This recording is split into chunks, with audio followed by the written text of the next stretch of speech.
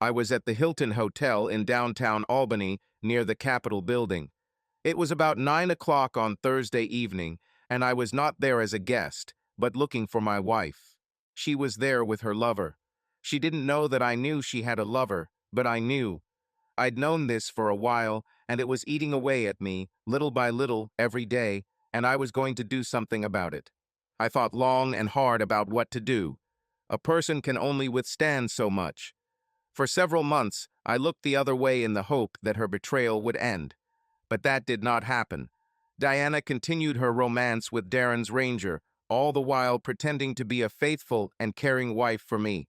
We talked about our plans for the future and what we want to do. It was all complete nonsense. She didn't mean any of it. I was trying to figure out what I did that made her run to another man and want sex with him. Obviously, I was missing something. I obviously didn't do that for her anymore. I tried to figure out how to let her have fun for now and then return her to the role of a faithful wife, but it was all just nonsense on my part. Once she gets a taste for other men, it will be difficult for her to return to me. I waited for several months, but she showed no signs that she was going to change her ways. Then I decided it was best to just get it over with. I must admit that it took me a while to come to terms with this decision. I work very long hours, often up to 18 hours a day, several days in a row. Was this the reason why my wife turned to another man to satisfy her needs? Was I unconsciously ignoring her? I didn't think so, but obviously something was wrong. But if I wasn't meeting her needs, why not talk to me about it? Why not just say, I need to move on, and be done with it? Why have a guy behind my back and still say useless things to my face like, I love you? Why not act like an adult and tell me that you want to separate and get a divorce? Too many questions and not enough answers, so I came up with a plan. Maybe not ideal, but one I could live with. I wasn't at the hotel to be violent hell. She wasn't worth it at that moment. I wasn't going to do something stupid and beat the crap out of her boyfriend. No, my lawyer warned me against this and said that it would end badly. I would end up in prison and get a criminal record. No, I was just there to get it over with, to put her out of my misery and maybe cause her a few minutes of misery. My name is David Walters. I am 31 years old, born and raised in the Albany area, and I am a physician. I am an emergency doctor and practice at the main hospital in the city, or at least practiced. I have a mother, father, and brother, all nearby. I also have a wife. I recently applied for a leave of absence to recuperate. I'm burned out. I admit it. I didn't tell my wife about it because she didn't care. My own doctor advised me to do this so that I could use my head properly and not die from stress prematurely. I burn the proverbial candle at both ends and sometimes in the middle. I desperately need a rest. After finding out that my wife was cheating with other men, I decided to take a break. My wife's name is Diana Walters. She is 30 years old and works at a national bank in the city. We live in a pretty nice two-bedroom apartment near the hospital, and we don't have children. Thank God that's the case. Diana is about 173 cm tall, has long, thick brunette hair that goes down below her shoulders, and she looks very good. She attracts the attention of men very easily. Too easy. She is easygoing. We met at the university. I liked her from the very beginning. I met her in an English class I took during my sophomore year. This was a requirement for science students to be able to read and understand more than just technical things. My main focus in that lesson was Diana. I asked her out, and as they say, the rest was history. Up to this day. After university, Diana and I lived together for almost 2 years and got married immediately after graduating from medical college. I was able to graduate without the crushing debt that most medical students face. I was financed by my mom and dad's bank. Yes, I know what you're thinking. The poor little rich child complains and cries about his great misfortune. That would be complete nonsense. While I was in school, I worked damn hard every summer to earn as much money as possible. My family stepped in and helped me, making me promise that I would repay my parents when I finished school and started earning money. Now my family is quite wealthy. My father has a construction and contracting business, and is doing very well. He has over 100 employees and a warehouse filled with materials and equipment that he uses in his business. I worked as a part-time worker for him during the summer, earning minimum wage to pay for the next year's tuition. So I know a lot about hard work. I currently work 18-hour shifts at the hospital and am on call most other days when I have a day off. I already mentioned that I knew she had a boyfriend for a while now. Why haven't I done anything about this until now? Well, that's a fair question. I have to say that I went through several stages of grief over the loss of my marriage before I decided what to do. Yes, at first I was stunned by the realization that Diana was cheating on me. I mean, I thought we were a team. I thought that we had the same desires, aspirations, and plans. And then I found out that she was cheating with Iterin. We talked about starting a family. We talked about what kind of children we want. We even started thinking about names for them. Names for boys and girls, and we even looked at houses in the suburbs, damn it. We talked about her taking maternity leave from work as soon as the baby became part of our family. We discussed the pros and cons of her becoming a stay-at-home mom and taking care of the children full-time. Her own mother did the same for her and her brother and sister. We've already opened a savings account for a down payment on a house and for baby expenses. My salary at the hospital was growing rapidly. Last year, they paid me $120,000. I paid my taxes and returned almost $10,000 to my parents. Diana was paid well at the bank, earning around $80,000. We were in great financial shape, and my job as an emergency physician had great earning potential. Most likely in 5 years, I will be earning almost $600,000 per year. We had common dreams. We made plans. We said every day that we loved each other. I loved my wife, and she loved me. At least I thought she loved me. Now, not very much. What's happened? I found out about Diana's betrayal completely by accident. An emergency room nurse was at a restaurant downtown on a date with her husband. She had met Diana the year before at a Christmas party in the hospital, and being very familiar with faces and names, remembered that she was my wife. She also recognized the guy she was with. We'll get back to it soon. I watched as Diana and her boyfriend walked through the hotel lobby and headed towards the elevators. They entered one of them, and he turned to press the button for the floor where he had rented a room. I watched as the light above the elevator stopped at 12. I sat down, looked at my watch, and thought about my plan again. I knew deep down that this was what I needed to do to improve the situation in my life. I cannot tolerate so much disrespect, and today I will correct this small injustice. Today I'll interfere in the boiler. Let's see what comes of this. I went to the front desk and asked them to call the room occupied by one Mr. Darren Ranger. Mr. Pops Ranger is a local business owner who specializes in landscaping and property maintenance. Mr. Ranger makes a very good living for himself, his wife, and 2 sons. So good that he felt it necessary to start an affair with the loan officer of the bank with whom he does business. This loan officer was my wife. Darren and Diana have been enjoying each other's attention for almost 2 years now. Yes, I couldn't believe it when I found out the extent of her infidelity. I found out about this completely by accident when one of the nurses worked the same shift as me and accidentally mentioned that she had seen Diana with her friend Darren's in a restaurant in the city center. The nurse had been there with her husband and friends the previous weekend. That same weekend, I worked 18-hour shifts. She knew Rena because his company was doing work for her husband to build a retaining wall in the backyard, like this. So the cat was let out of the bag. When I was home a few days later, I casually mentioned to Diana that Rhonda had spotted her at a restaurant last week with a friend. I didn't mention that I knew it was Darren, but I asked about the menu and the quality of the food, and maybe we should go there sometime. The pallor on Diana's face quickly returned. She said, "Everything is fine," and left everything as it was. The next week, I did a few things. I talked to my father about what I could or should do if I suspected my wife was being unfaithful. He was shocked that Diana would do something like that. I know that he really liked her and expected that we would have children soon. From our conversation, I took away a basic plan of action to protect myself. We had a long heart-to-heart talk, and at the end we agreed that he would not share information with my mother. I went to my boss at the hospital and shared the information with her too. She agreed that I needed some time off to sort out my shit. She knew my wife, and I could tell by the look on her face that she was disappointed that Diana would do something like that, but she also understood that it happened often.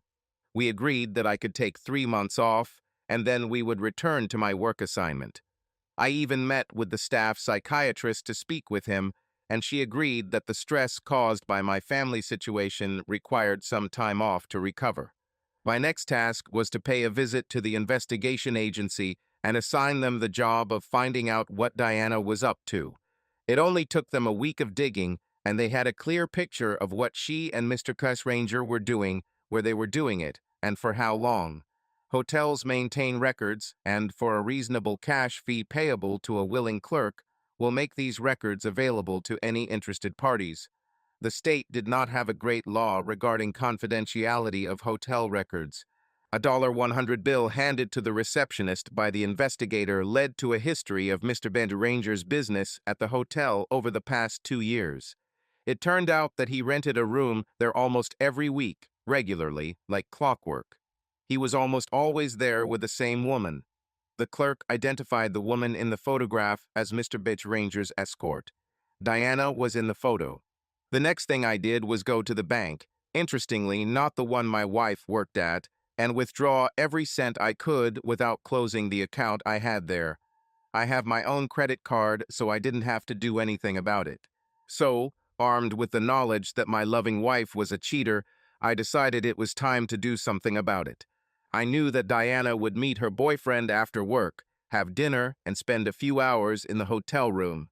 She thought that that day and night, I had a long shift at the ambulance. He needed to get home to his family, so they didn't stay out late. That morning, right after she left for work, I gathered all the things I planned to take with me and then went down to the garage and began loading my motorcycle. I loaded a few other items into my car, a well-used trusty Subaru Outback, and asked my dad to pick it up later that day and leave it at his place. I didn't pack much, but I had everything I thought I'd need for the next few months on the road. The rest of the day was spent sorting through the little things I wanted to take or get rid of. It was a strange day. It felt like there was a death in my family. In fact, it was the death of my marriage. My motorcycle is a 2016 Honda Africa Twin, equipped with racks, fog lights, heated grips, a navigation system, a crossbar, and a few other features that make my bike ideal for long-distance travel. All I needed to take with me was a few changes of clothes, a toothbrush, a raincoat, and an iPad. I planned to stay off the motorways and explore the countryside. I decided that I would sleep in small-budget hotels, motels, bed and breakfasts, and eat at local establishments off the beaten path. From time to time, I will make rest stops at places where there are interesting things to see and visit. My father always told me that sometimes change is as good as rest. Well, if there was ever a time for change, this was it. My plan was to do one lap around North America. I mapped out a route that would take me to the New England coast in Maine, then into Canada, New Brunswick, and Nova Scotia, then a ferry to Newfoundland, landing at Port aux Basques. I will explore the island and leave via Argentina, and then back through New Brunswick to Quebec, Ontario, and then west through the prairies and Rocky Mountains into British Columbia. From British Columbia, my plan was to take the coastal highway south to San Diego, then take a route through the mountains to the Midwest and work my way back through the Midwest to Albany. I figured it would take me 3 months, maybe 4, and by then I would be able to exorcise enough of the demons to move on with my life and get back to work. I was seriously thinking about joining Doctors Without Borders for a year or two, just for a change of scenery. I decided there must be better places to do good work than the in Albany on a Saturday night. How can you put up with so much nonsense? Now, first of all, I needed to deal with my cheating wife. I approached the counter and asked to speak with Darren's Ranger. The receptionist picked up the phone and called his number. After several calls, he answered. I picked up the phone from the receptionist. I exhaled like this. "Can I speak to Diana Walters, please?" He hesitated. There's no one here with that name. You must have the wrong number. Just tell her there has been a death in her family. What? Continued, raising his voice. Just tell her that her husband is dead. He died today. Tell her David Walters died today. There were no voices on the phone, but I could hear noise in the background and muffled speech.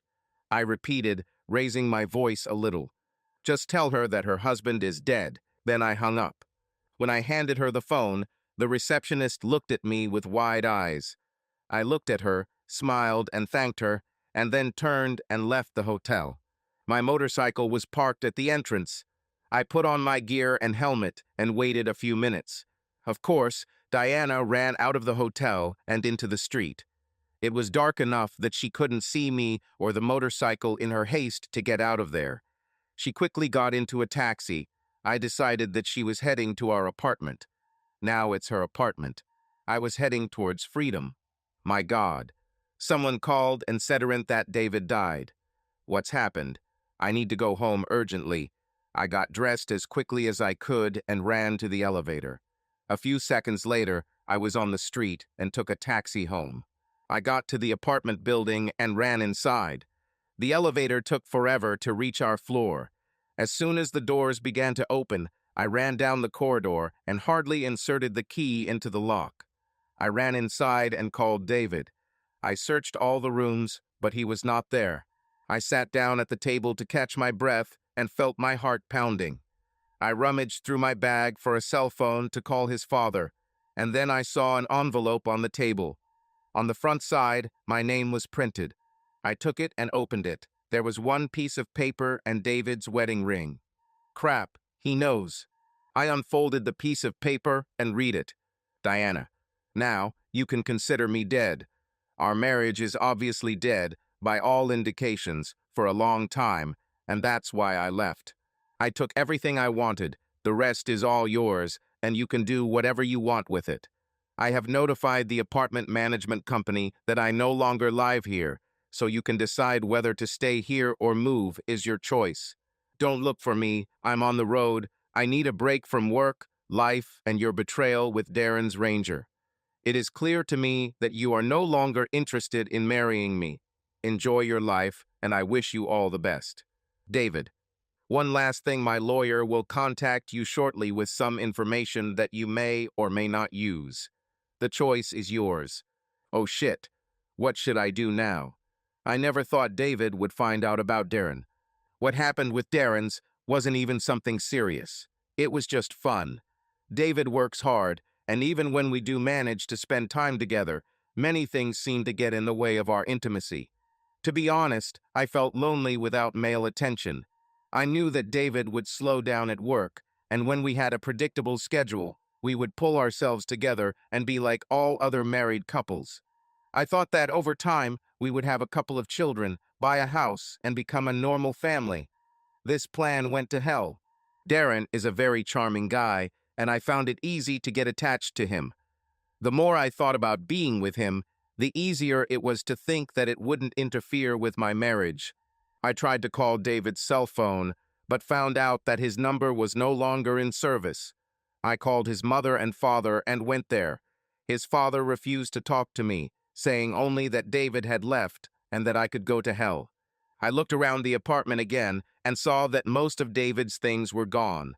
The furniture was there, but I noticed that his closet was empty. Some of the books on the shelf in the spare bedroom were missing, and there were a couple of black trash bags in the kitchen. When I opened them, I saw that they were David's things that he had clearly decided he didn't need. I had no idea what to do. I sat at the table, and it seemed to me that my life had evaporated before my eyes. I screwed up big time. I decided that tomorrow I would go to his family and try to sort out the mess I had gotten myself into. I tried calling a few of his friends, but got nowhere. All they could tell me was that they thought he was busy at the hospital and that they had not seen him for several weeks. No one answered at his brother's house, and I didn't have their mobile phone numbers. I went to the refrigerator, found half a bottle of wine, and poured it into a glass. I sat at the table, looked at the note and my husband's wedding ring, thought about why I was so stupid, and tried to figure out how to fix everything. Whatever this correction may be, it will not be possible without pain on my part. I screwed up big time. That first night, I didn't go very far.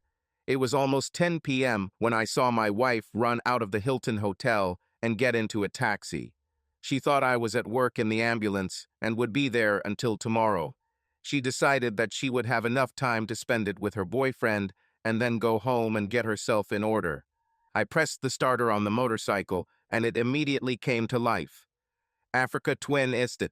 This means it has a programmable 6-speed automatic transmission. This also means that on long trips, driver fatigue is much less. The bike is a 1000cc beast. It can go for days at high speed and carry me and all my gear. I don't have a death wish, so I'm always very careful when driving, looking at everything around me and anticipating what the cars and trucks will do. Situation awareness is indeed very important for safe driving. I have seen many children admitted to the emergency room who were driving too fast on the rockets and were not good racers at all to begin with. This usually leads to disaster. I've seen children die because of stupid things on a motorcycle and many others left permanently crippled. Not the most pleasant ending. Now, there were only a few minutes left to our destination. It was east of the river, at the Holiday Inn Express, just off the highway. I was physically and mentally exhausted. I wanted to eat, take a hot shower, and get a good night's sleep. I was checked in and realized that one hotel was where my marriage ended. Now I am in another hotel where my new adventure begins. How appropriate. How ironic. I left the apartment early, drove to David's parents' house, and rang the doorbell. I noticed David's car was parked in front of the garage, so maybe he was here.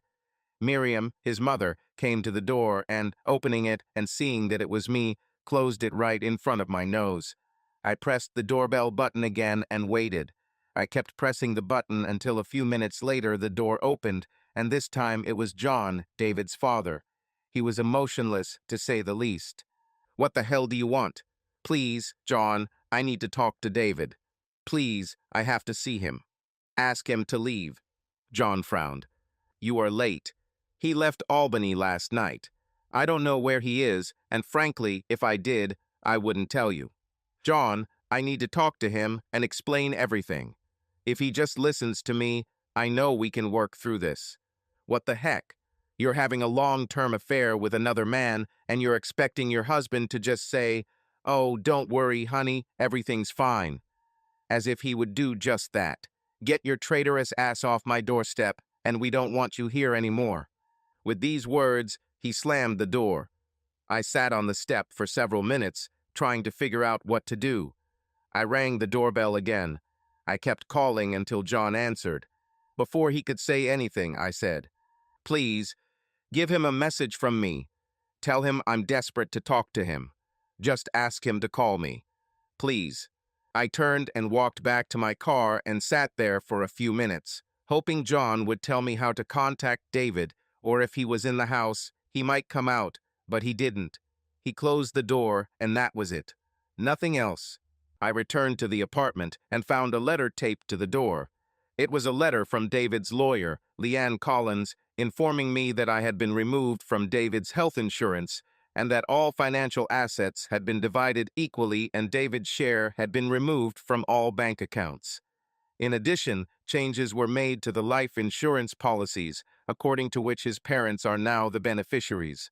The letter went on to state that David Walters wishes to have no further or future contact with Diana Walters, and therefore any correspondence that Diana Walters may wish to send to David Walters must be in writing and directed to his attorney. Any correspondence will be retained until David Walters indicates that he wishes to receive it. The letter further stated that, under New York State family law, Diana Walters has the right to file a claim for dissolution of marriage based on abandonment after the expiration of 1 year, which will be 365 days after that date. If Diana Walters wishes to file a claim for dissolution of marriage at any time, please ask her representative to contact Leanne Collins. Any necessary motions or statements on behalf of David Walters will be filed at that time. All the best. So, it became clear that my husband was practically done with me. We were together for almost 8 years, married for almost 4 of them, and this was the end. I had already shit my own bed pretty hard, and now I had to lie down in it. I spent the whole weekend trying to reach David's brother, his friends, and his colleagues at the hospital. I even went to the hospital to try to find someone there who had any idea where David might be. I met an R nurse there. Her name is Rhonda. She told me that she couldn't talk to me right now because they were very busy, but I could come to her house the next day and we could talk. I thanked her and left. The next day, I went to the address she gave me, and she actually let me into the house to talk. She offered me a drink. I asked for ice water. I needed a clear head. She told me that she shared with David that she saw me in a restaurant with Darren's. She said he was interested to know more about it, Darren. Rhonda said she told him everything she knew about him, which wasn't much, but he was married, had a family, and his company did landscaping in her backyard. Other than that, there wasn't much to tell. She looked at me with a mixture of amazement and pity. I'm sure she thought I was a stupid idiot and ruined my marriage to a married man, no less. While we were talking, her children ran to the kitchen and back. She kept shouting commands to them and returning her attention to me. After asking a few questions, I thanked her for her time and stood up to leave. As I walked out the front door, she mentioned that it was widely known at the hospital that David would not be returning to work for some time. She looked after me as I got into the car and drove away. A month later, I realized that Newfoundland is a wonderful province. There are majestic landscapes and very nice people. I stayed on the island for over a week, traveled many back roads, and thoroughly enjoyed the scenery, people, and food. When I got to the Avalon Peninsula, I had a close encounter with a moose who decided to come out onto the road to see who I was. I managed to avoid the giant and stopped to watch him for a few minutes while he decided that the road was not the best place for him. It was good for him and for everyone unlucky a motorist who might hit him. I had been warned that there were a lot of moose along the highway, so I only traveled during the day. In a place called Petty Harbor, I was eating ice cream after visiting the easternmost part of North America, Cape Spear, and when I got a flat tire on my motorcycle, 4 different people offered to help. You won't find that in Albany. I called the auto club, CA in Canada, and they sent a truck to load the bike on it and take me to the repair shop. The repair shop was located in St. John's, a fairly large city with a good selection of places to stay and excellent restaurants. I rented a room in a small hotel in the city center and went for a walk around the city while my motorcycle was being repaired and tuned. It was a good place to spend a few days away from riding, do some laundry, and recuperate. The hotel room was clean and comfortable and even had a small bar and restaurant. I stopped by the motorcycle repair shop again to have them do a modification for me, and while I was there, I happened to meet a woman who was also traveling around the country on a motorcycle. She was from Germany and was heading to Morocco. She had passed through Canada and was now heading to Africa to begin her journey around the continent. She was preparing her motorcycle to be shipped from St. John's in a shipping container. She was supposed to fly to Casablanca via Lisbon and pick up the bike as soon as it arrived. The ship was supposed to deliver the motorcycle to Morocco in about a week. Her name was Emma Fisher. She was from Berlin and worked for a travel company. She was dressed in her travel gear, and while it wasn't the most appropriate outfit, I knew right away that she was gorgeous. I thought she was about 35 years old, and she was about the same height as me. My height is 183 cm when I'm barefoot. She looks like that British actress from The Mission, Impossible movies, but with a sexy German accent. After another conversation about motorcycle travel and some of the things she had encountered on her trip to Canada, I asked when she was leaving, and it turned out that it was only in 3 days. Then I invited her to dinner. She said yes. We lived in hotels located quite close to each other, so we agreed to meet at a restaurant called Salted Cod. So what if an establishment with that name is located in Newfoundland? We ate, drank, got to know each other, and the next morning I woke up with her. I felt good for the first time in a long time.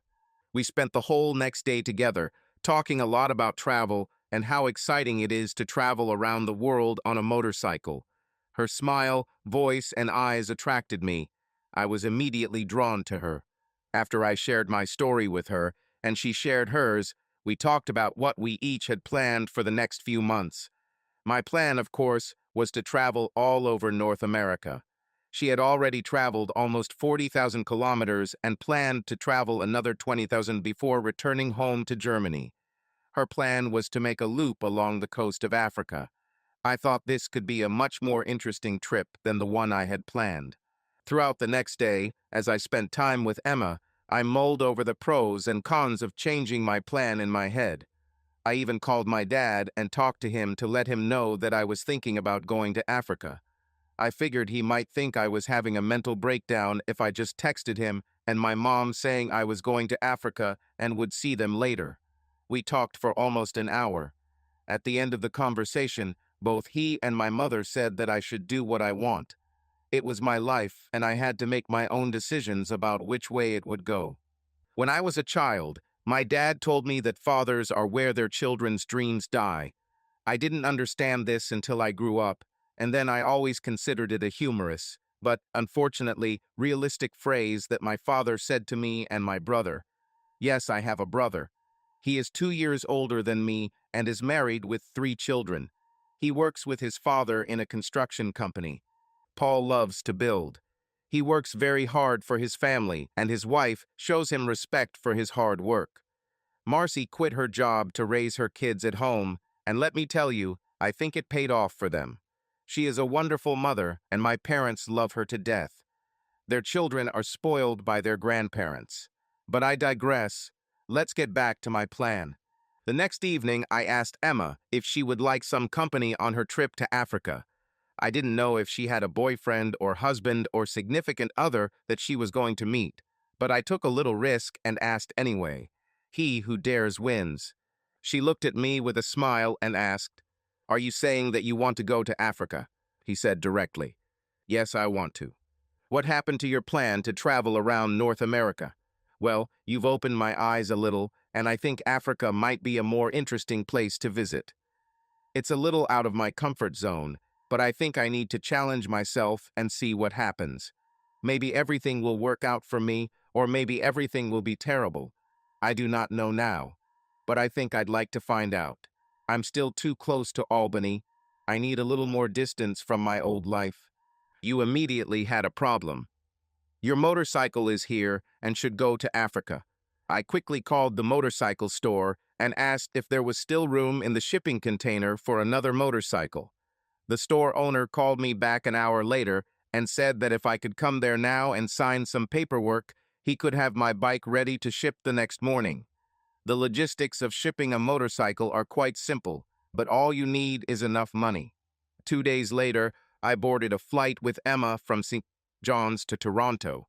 From there, we flew to Paris, and then, after a short wait, to Lisbon and Casablanca. When David started talking about joining me on the African leg of my trip, I decided I needed to find out more about him before agreeing. I made a couple of calls to a friend from the office where I work from home in Berlin. Her husband works for the German police, and she asked if he could quickly check on David Walters of Albany, New York, and confirm that what he told me about himself was true. My girlfriend called back very quickly and told me that he, as they say, is real. He was working as an emergency room physician at Albany General Hospital and was on sabbatical for 3 months, with a possible extension of up to 6 months. He comes from a prominent Albany family and is currently separated from his wife of nearly 4 years. It appears that she was having an affair with a married man. He graduated from medical college with the best results and has no children. It's amazing what the police can dig up without much effort. I even received a photo of him to confirm that he was indeed the David Walters I was asking about. It was him, okay? With this information, I happily went on a journey with David. The fact that he was a doctor was nice to know if we had an accident and needed medical attention, but at the same time I understood that he must be suffering very much due to his wife's infidelity to leave for such a long time. Term and travel alone. I have had a long-term male partner, and I can tell you that being deceived by your partner is not something you can endure for long. I ended my relationship by throwing all his things over the balcony of our apartment. He received the message. I can say that traveling independently is completely different. You can go wherever you want, whenever you want. But it can be lonely. I have been on this journey for several months now and have traveled more than 30,000 kilometers. I'm planning to write a book about motorcycle travel from the perspective of a woman traveling alone. I photographed and videotaped every part of this trip, as well as keeping a detailed written journal, and it will likely take me several months to edit it all into something sellable. I may be interested in doing all this myself, but it must be interesting enough for others to pay money to read about my adventures. I have a friend back home who is trying to convince me to post some of my videos online, maybe on YouTube or other social media. David has a lot to learn about hardcore, long-distance motorcycle travel, and the first challenge is equipping him with better gear than he already has. I called one of the motorcycle dealerships in Casablanca, and they have almost everything he needs, and they know of other shops and outfitters in the area that can provide more of the things he will need. This should be a fun trip with Dr. David. I hope I can be a good guide. David's mother and father made it clear that they wanted nothing more to do with me. They refuse to talk to me and have refused to tell me where David is. I don't know what to do with my marriage. It's becoming obvious that it's over between me and David, so what should I do? He hasn't started getting a divorce yet, and I'm not sure if I want to be the one to file for divorce first. What if he comes back and changes his mind and wants to try to repair our marriage? What will I do if he gives me another chance? What will I do then? Will he be able to trust me again? I've been very lonely since Darren told me we couldn't see each other anymore. His wife became suspicious, and he was afraid that she might hire an investigator to get evidence of his cheating with me, which she could use to punish him in her divorce. So that was it. Plus, he was afraid that David might tell his wife that he was cheating with me. My social life is very modest, almost to the point of non-existence. But I can't do this anymore. I need to go out. I need to see people and communicate. People at work often meet on Fridays after work. I'm going to start walking with them. The walls of the apartment are starting to crowd me in. I really need a change of scenery. Casablanca is an amazing place. Casablanca is the main port of Morocco, on the North African coast of the Atlantic Ocean. The city is home to around 4 million people and is an interesting mix of very old and very new and modern. I got us an inexpensive hotel room where we could stay while we waited for the ship to arrive with our motorcycles.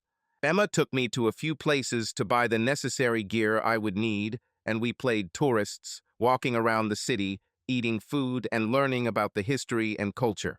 We learned that the ship was delayed 2 days due to rough weather in the Atlantic, so we stayed in Casablanca for 8 nights. Some of these nights were the best of my life. The others weren't far behind. Almost 2 months and not a single word from David. I have to start figuring out what to do. It looks like he's seriously decided to get rid of me. What did I do that was so bad? After all, he was never there for me. This damn hospital was the only thing he cared about. I am only one, and he should have been there to take care of my needs too. I love him, but with his schedule and my schedule, we spent very little time together. I have needs too. Darren actually came to the bank yesterday to see me. He thinks his wife no longer suspects what he does when he's not in the office, so we can start dating again. When I told him that my husband had left me, his only response was that we could save on hotel bills by using my apartment. I need a man to show up urgently, otherwise I'll go crazy. I was hoping it would be David, but without him, Darren might be there.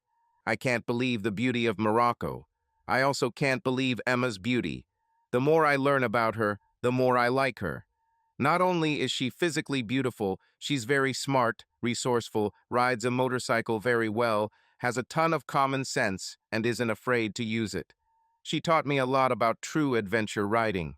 She shared that she had a long-term boyfriend, known at home as her common-law husband, and had no children.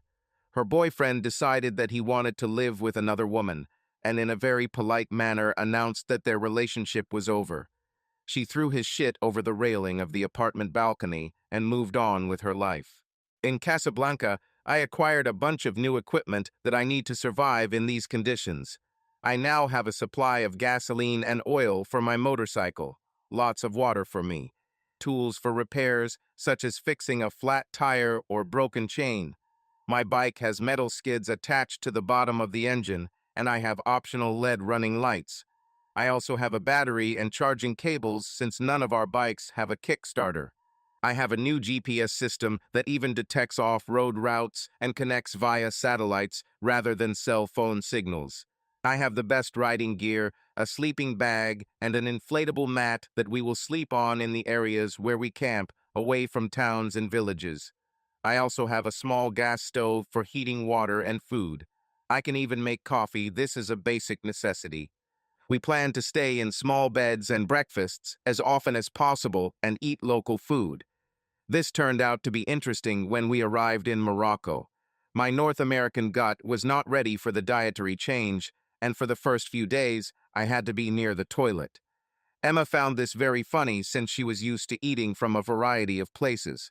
I bought some tablets to help with my bowel problems. My medical school training kicked in, and I remembered that dehydration is not your friend.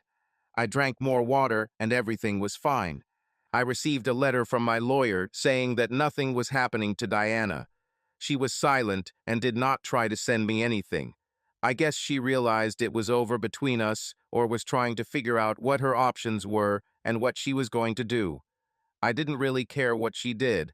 I only knew that what I was doing now was what I wanted. I didn't need a wife who wanted to spend her time with some other man. Hell, if she wanted another guy, why not just tell me and we could go our separate ways? But no, she couldn't be honest with me. She was supposed to be messing around with the landscaping guy. She had to pretend that she still cared about me. What nonsense that was. After leaving Casablanca, we drove south towards Marrakech. It's about 250 km along the main A3 highway, but we decided to take a roundabout route through the port town of El Jadida. It was a warm day, but the ride was great, and we enjoyed the back road to get there. The city of El Jadida was very beautiful. We spent one night there and then went to El Badusa, a town on the coast. Because it is so close to the water, the temperature was a little cooler than on land, so I was able to acclimatize to the terrain. Emma had never been here, so for both of us, it was really time to discover this region. Emma speaks several languages: German, English, French, Spanish, and some Arabic. She had the opportunity to use them all in the short time we were in North Africa. God, I love her German accent. The journey from Casablanca to Marrakech took us 5 days and more than 1,300 km. It was, without a doubt, the best trip of my life.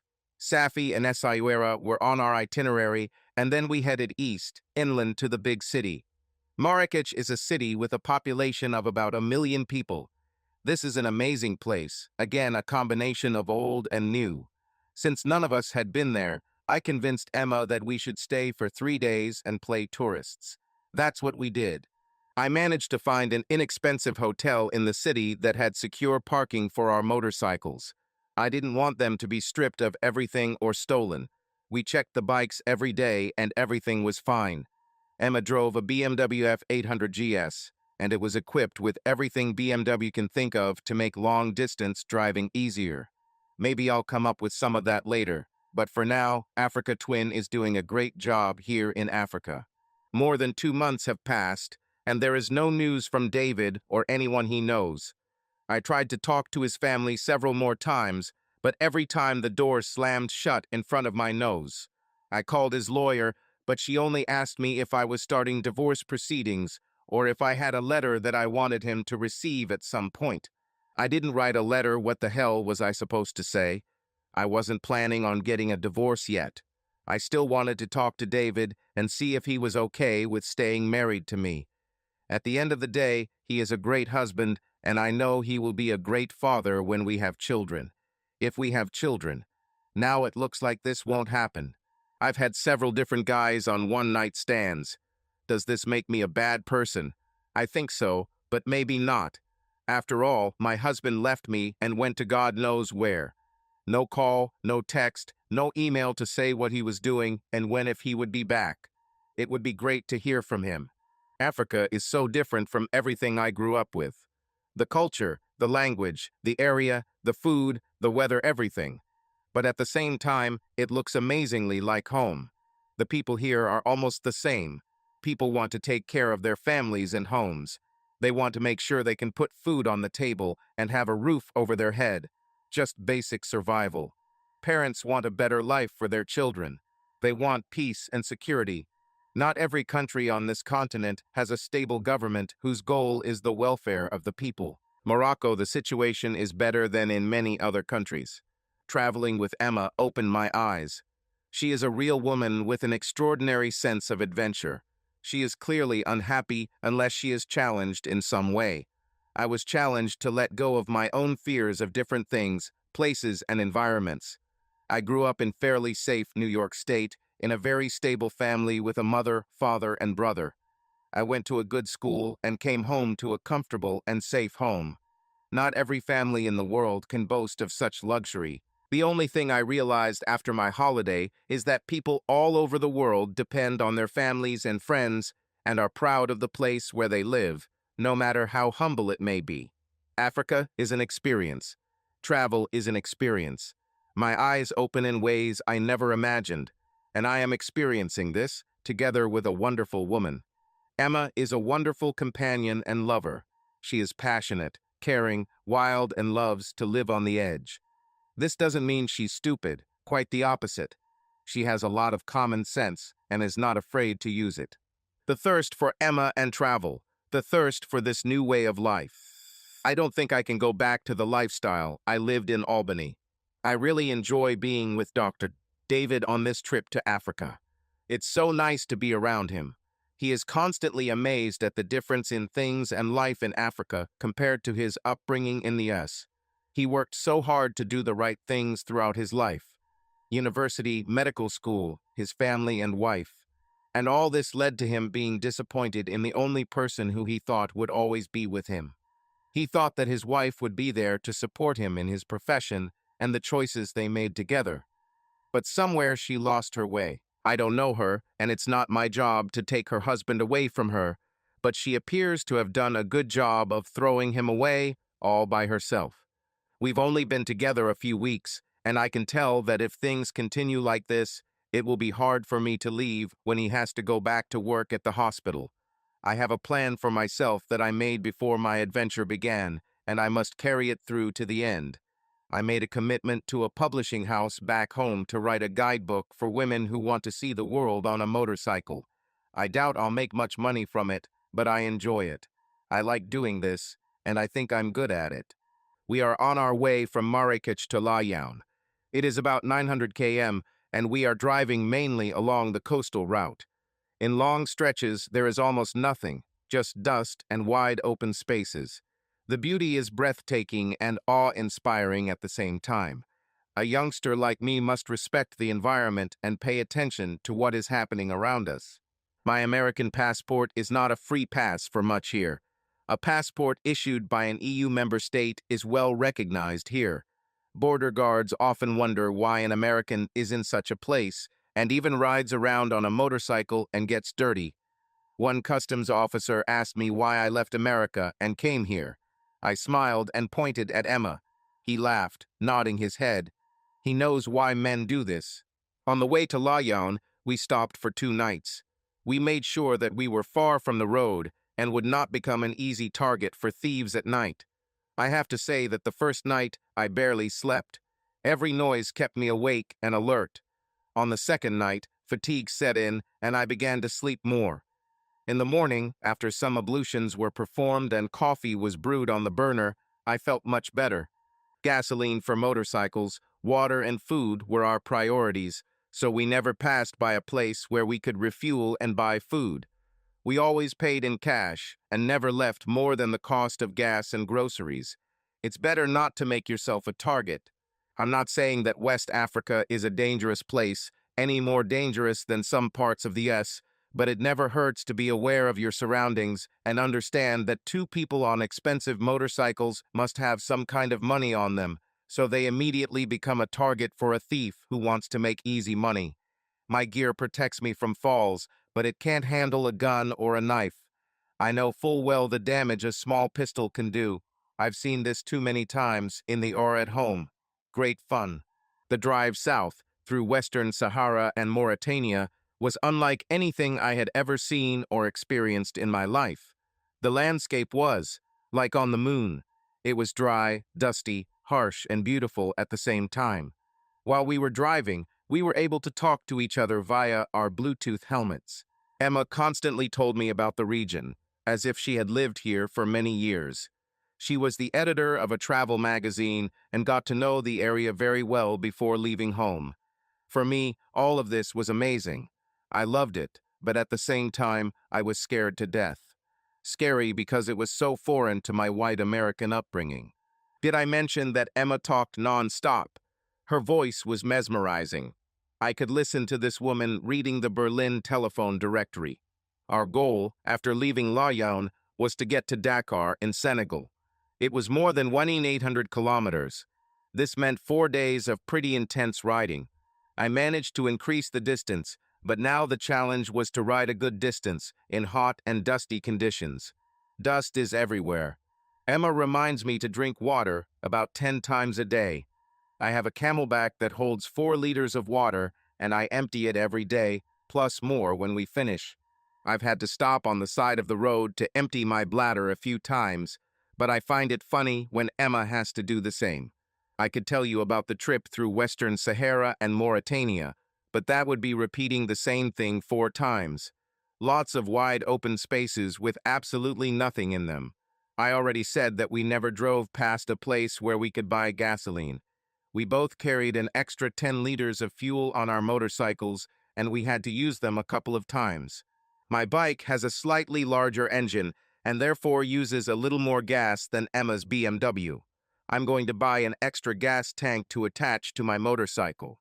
We had a breakdown and had to repair it on the side of the road. It cost us about 3 hours, but that's the price you pay. We spent 3 nights in a tent, and it's amazing how intimate you can be with a woman when you didn't have a chance to shower beforehand.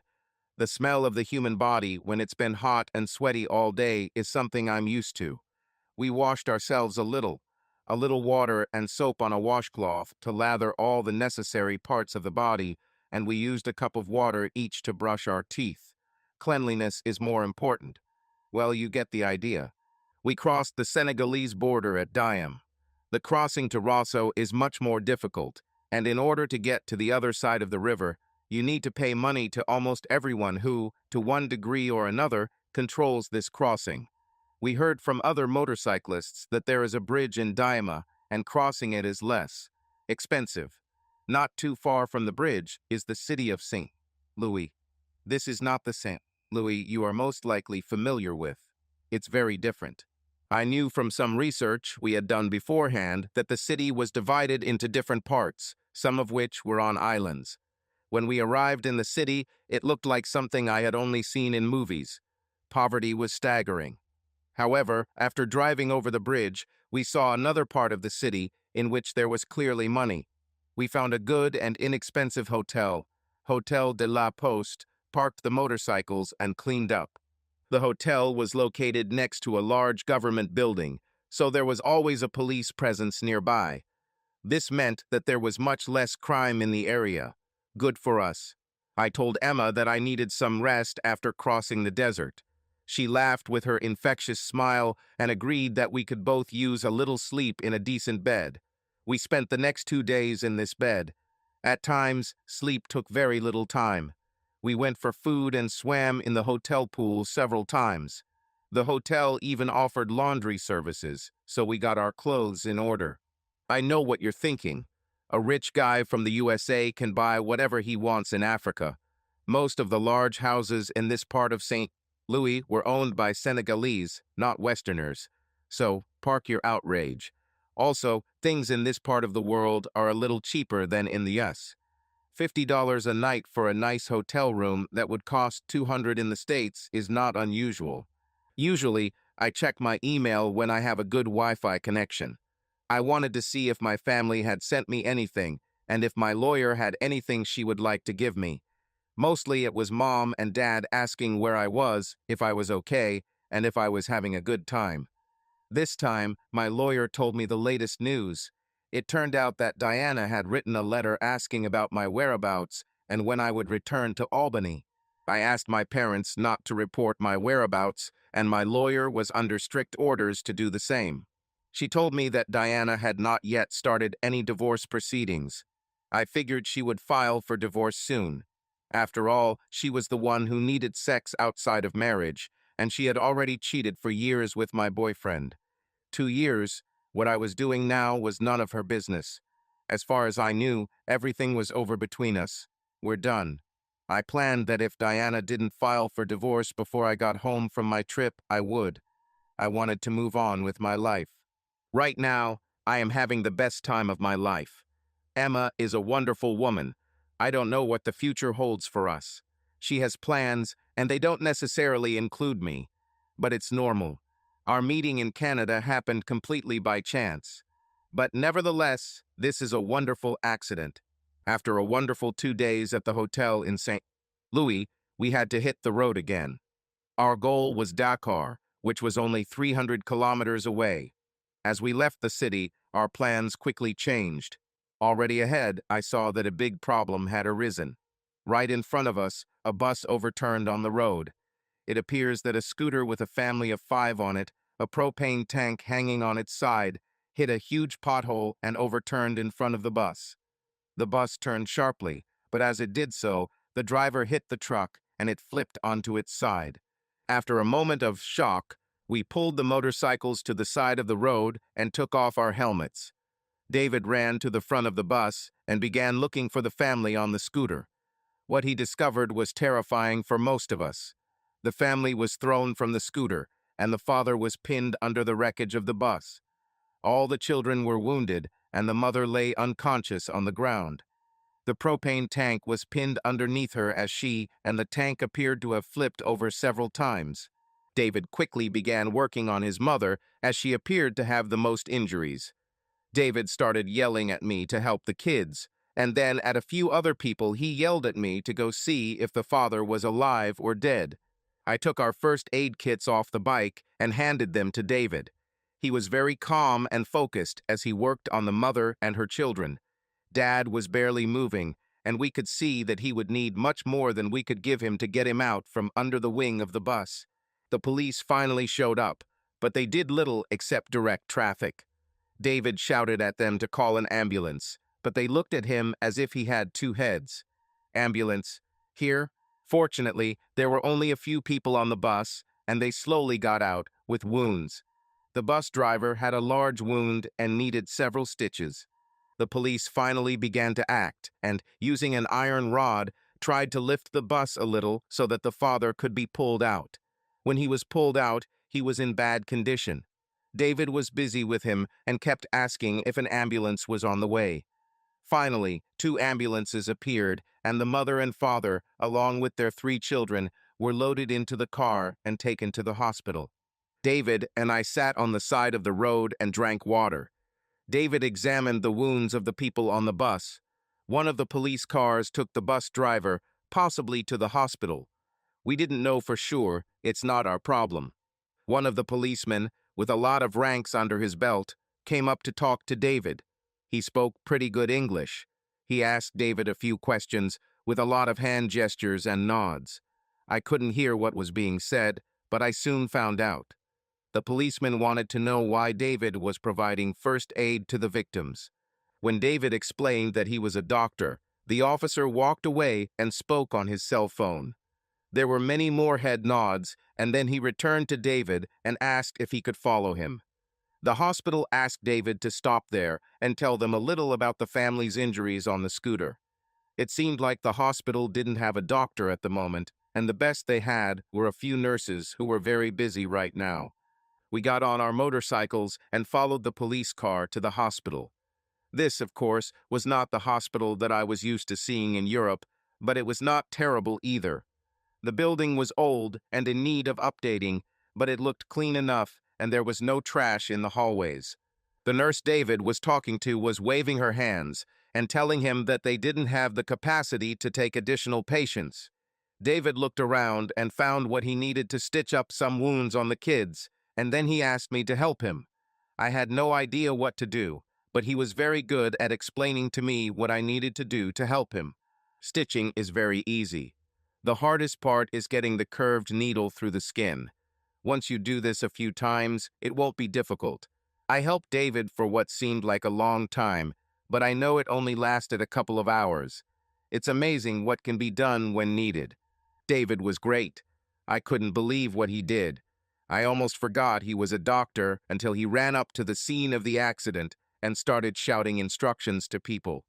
When there is danger, most people run away from it. David ran towards him.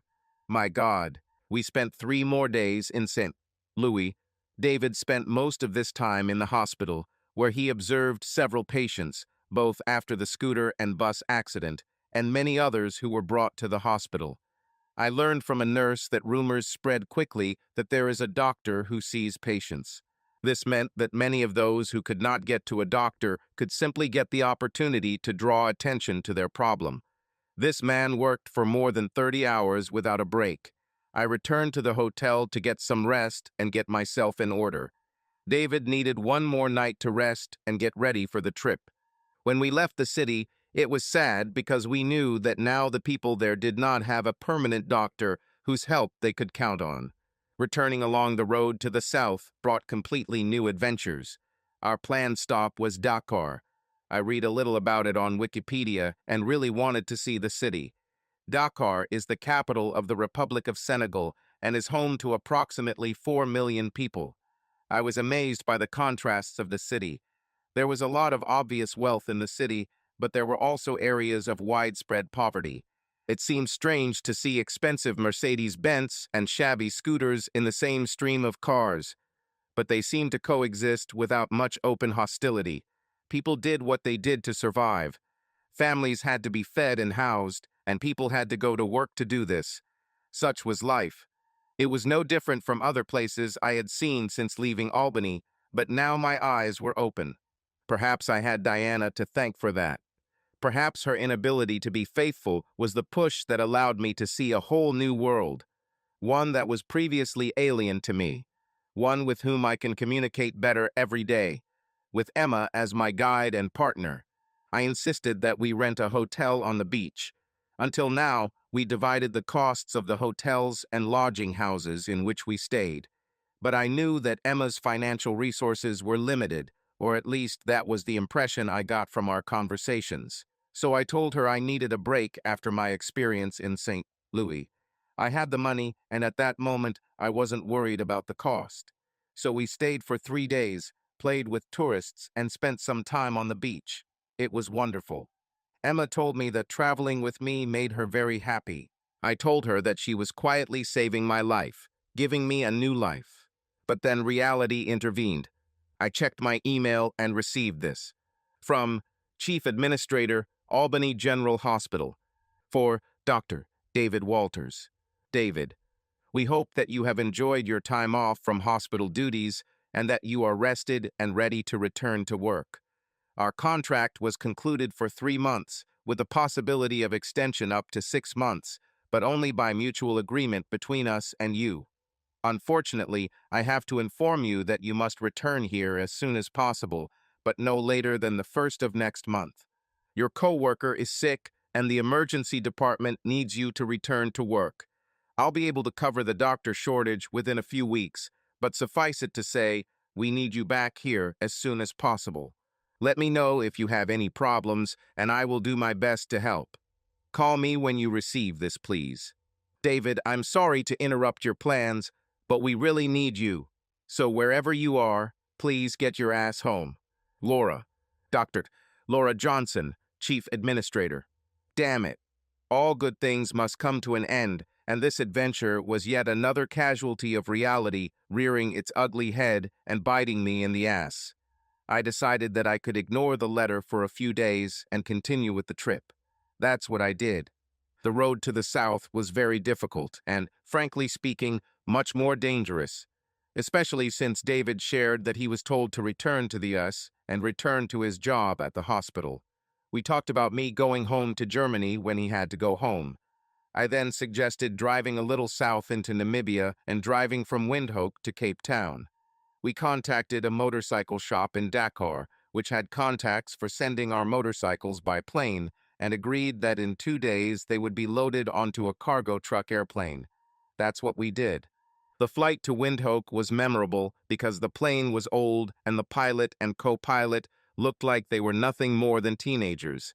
The weather during the flight was very windy. We were excited to land on the ground at Windhoek Airport and see our bikes.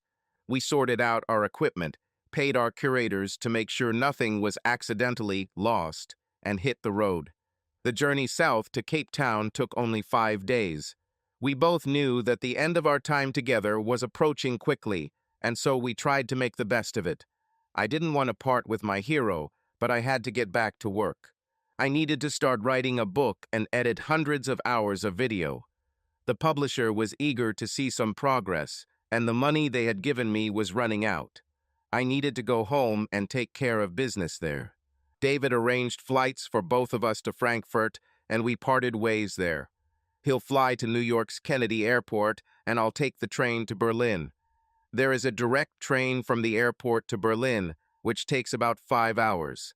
David planned to take the subway from Kennedy Airport into the city, and then take the train from Penn Station to Albany. He got to the hotel by taxi. On our last night, we dropped off our bikes at the shop. Mine is for storage, and David's is for shipping back to the USA.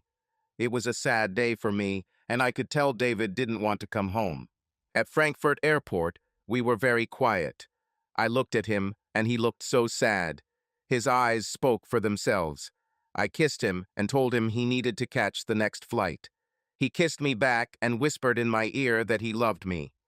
Then I realized that this was not the last time I would see this wonderful man. Albany, New York. Dave, Dave. It was my brother Paul shouting at me. I stood in the hotel lobby and looked around to see where he was. This was my second day back in the US after leaving Africa. Never mind, brother. You look fine. Where the hell have you been? Outside the country. Hey, how did you know I'm here? I did not know. In a few minutes, I have a meeting with a client here. Dad and Mom said that you are taking a break from work and your wife. They never shared with me or Marcy where you went. What's going on with Diana? It's a long story. So, you will come to me for dinner today and tell me what is happening and what you have been doing. I didn't argue with him. I guess it was time to return to life here at home. Okay, thank you. Good home-cooked food would be great. We chatted some more, and then I told him that I needed to go to the hospital to see my boss. Paul took out his cell phone, and I'm sure he called Marcy to tell her I was coming over for dinner. Next on his list will be Mom and Dad. I didn't ask him not to call Diana, but I was sure that he wouldn't do it. It was a short walk from the hotel, and it was a beautiful morning. It's strange, but on the way to the hospital, I passed by the building where Diana works. The hospital administrator, Dr. Johnson, was glad to see me and even said that she had received a strange letter from the Senegalese government through the State Department, thanking me for the services provided by the American doctor who came to St. Louis. She was really curious about what it was all about, so I told her the story about the family on the scooter. Father, mother, 3 children, and a propane tank. It all seemed very strange to her. I think the letter was their way of expressing gratitude for my help in the hospital. The director briefed me on what was happening and then put me on the schedule. I was supposed to start work tomorrow and work 12-hour days for the next 6 days. Great. Those 12-hour shifts easily turn into 18-hour shifts when there's a big traffic accident or something stupid. Tonight, I was going to visit my brother and his wife, eat all the food they put in front of me, play with their 3 kids, and maybe even have a beer or 3. I knew there would be a lot of questions. I was ready. Marcy hugged me tightly as I walked through the front door and grabbed my coat. David, how are you? We all missed you. Well, I'm fine, thank you for asking. The children, after I gave them the small gifts I had brought, went to play in the family room. Now let's get down to serious business. Marcy went straight to her main question. What the hell happened between you and Diana? Why did you leave? Gee, Marcy, good to see you too. I wouldn't say no to beer if you have it in your fridge. Paul looked at Marcy, as if to say, I told you so. He went to the kitchen and returned with 3 bottles of beer. I took a sip from the bottle under the gaze of my sister-in-law and brother. I began. So, I guess you want to know what's going on with me? What did Mom and Dad tell you? Marcy looked at me with some contempt for not answering. They didn't say anything. I even tried to talk to Diana, but she didn't say anything. She wanted information from me, and of course I had nothing. All we knew was that you took a break from work and went somewhere alone. So what the hell is going on? She put a fine point on this issue. I spent the next half hour giving them the Reader's Digest version of the last 5 months. I even went into some of the finer details of what I knew Diana was doing. I spared them the grisly details of the investigator's report that revealed the extent of her infidelity. I left out a lot of details that they really didn't need to know. Besides, now that her affair is exposed, they don't care as much about it. Doesn't matter. We had dinner, drank more beer, and there were many questions about what I did on the road, and especially in Africa. I've shared a few stories about my travels. I told them about Emma. I also told them that she was back in Berlin working, and I was now back in Albany working. So, our life will go on. After dinner, I told them that I was going to look for a place to live for the time being until I had a chance to sort out my divorce and figure out what I wanted to do with the rest of my life. Traveling with Emma opened my eyes to life, and I really didn't think I could go back to living in a hospital and pretending to be happy. Returning to Albany reminded me of the crash of my marriage and how I failed as a husband, about how easily Diana left me for any available guy. I didn't tell Paul or Marcy this, but thinking about Diana made me feel like a real idiot. She pulled the wool over my eyes so easily and for a long time. I decided to never let this happen again. This was one of the many conclusions I came to while riding my motorcycle in Africa. Another takeaway was that there are a lot of good women out there, women with morals and integrity, women who will be honest with you, and if you don't suit them, will tell you so. They'll talk to you, and they won't just change you behind your back. If Diana didn't want to be married to me, why didn't she just say so, and we could get a divorce and move on with our lives? But no, she had to hide what she wanted. She had to lie to me. I returned to the hotel and had a good night's sleep. Tomorrow, I will look for housing. I got a message from the people I work with that David is back in town. They knew someone who had been in the hospital and saw him. I tried calling his mother and father, and as you might expect, I got the same answer I've gotten every time I've called since David left. Fuck off. I became desperate and decided to survey the entrance to the emergency hospital in the hope of seeing him. I spent 4 nights parked outside the hospital in a spot where I could watch the entrance. My God, so many people come and go in and out of this place. I never realized how busy it is. Ambulances seem to be constantly arriving every night, delivering the sick and wounded. I got bored, so I took a book with me to read and a snack. Unfortunately, on the second night, I needed to go to the bathroom, so I got out of the car and went inside to find the restroom. I walked around until the security guy asked if I needed help. I decided to just ask David, to which I received a clear answer that the names of the doctors are not disclosed unless you have made an appointment, and then you need to go to the main entrance. I thanked him and left. On the 4th evening, I struck gold. Here he is. He walked from the doctor's parking lot to the entrance. My heartbeat quickened. I almost jumped out of the car and called his name. I was late because he disappeared inside the building. I had what I came for. I knew he was back in town. My next step was to try to talk to him and convince him to come home. It took several days of searching, but I managed to find a nice small apartment not too far from the hospital. It was a few blocks from my previous place of residence. It was a fairly tiny 2-room apartment, but it was furnished, and all I needed to buy was bed linen and towels and stock up on food. I wanted a furnished apartment because I didn't want to buy furniture. I hadn't decided how long I'd be here yet, so there was no point in buying a lot of things that I'd have to get rid of later. The building had underground parking for my car, and I saw that the building had security, although there was no doorman. It didn't take me long to get back into the swing of things in the ER. Daily patient flow gave me no rest. Heart attacks and strokes occurred regularly as Americans became obsessed with obesity. Why do people want to be overweight so much? Africans are almost never obese because they have a much better diet, they eat less, and they understand that they need to be as healthy as possible because medical care is so scarce. Well, all these ambulance clients and their insurance companies were paying my salary. 2 weeks after returning to Albany, I called my lawyer and asked for a meeting. 3 days later, she and I discussed the details of the divorce from Diana. There was not much property and money to divide, and I told her that Diana could keep all the things that we had in the apartment that we shared with her. I wrote to Diana about this when I left. Leanne had thought ahead and had her divorce petition prepared and ready to file. I told her to go ahead and do it. I was very surprised that Diana did not start the divorce. I believed that she really wanted to move on with her life and get rid of me. After discussing all the details, I left and returned home to my apartment. Arriving there, I realized that my life outside the hospital would be lonely. I needed a hobby. I called and found out that my bike would not be delivered to me for several months, so I decided to look for another one. I spent some time on the internet comparing motorcycles and decided to go look at KTM. Outside of town, we have 2 stores that sell KTM motorcycles. On my day off, I stopped by both, looked at what they had in stock, and settled on the 890 Adventure R. I asked them to bring some accessories to equip it for long trips.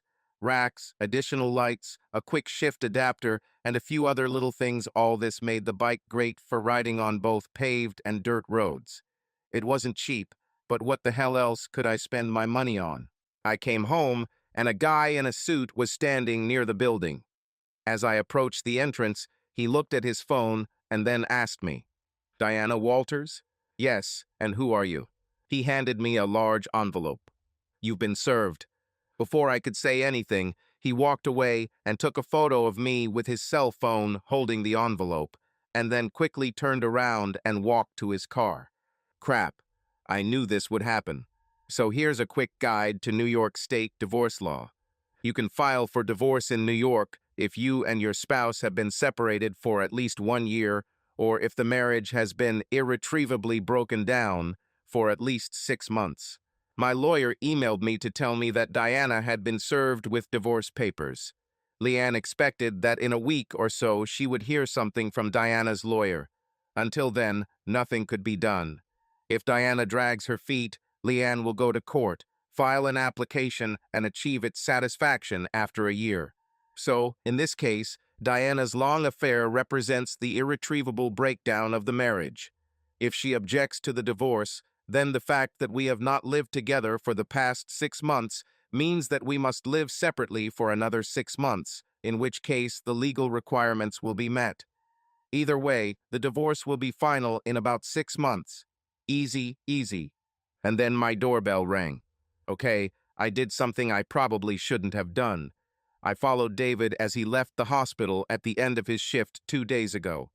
I followed him to the apartment building where I assume he lives now. It's just a few blocks from our apartment.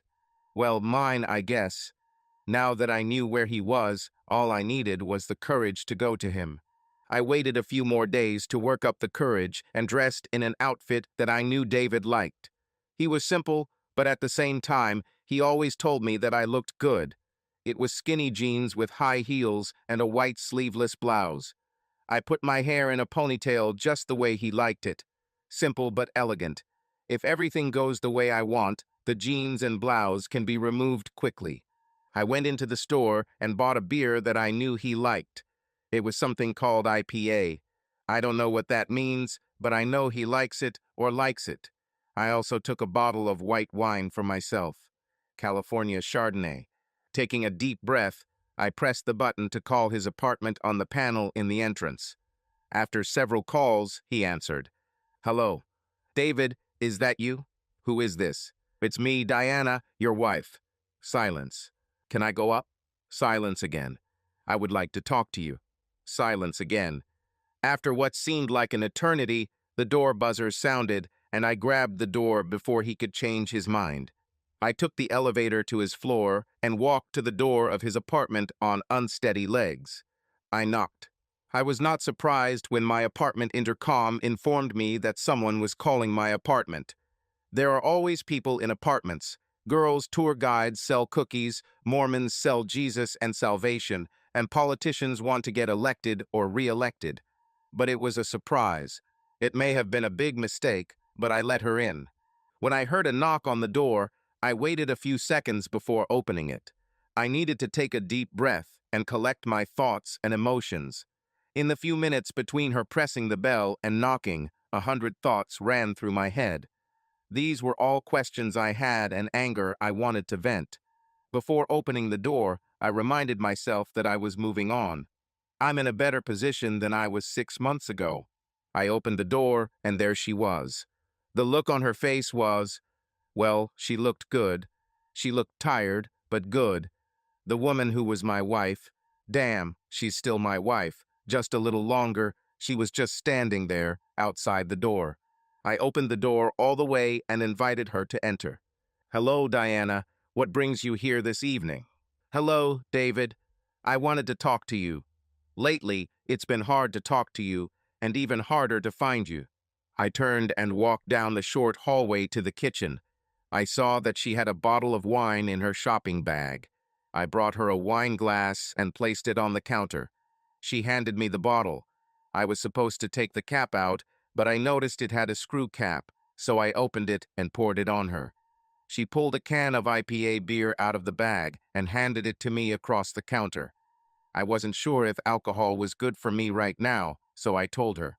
No, thank you. I'm on duty at the hospital today. I took a glass with ice and poured some Diet Coke.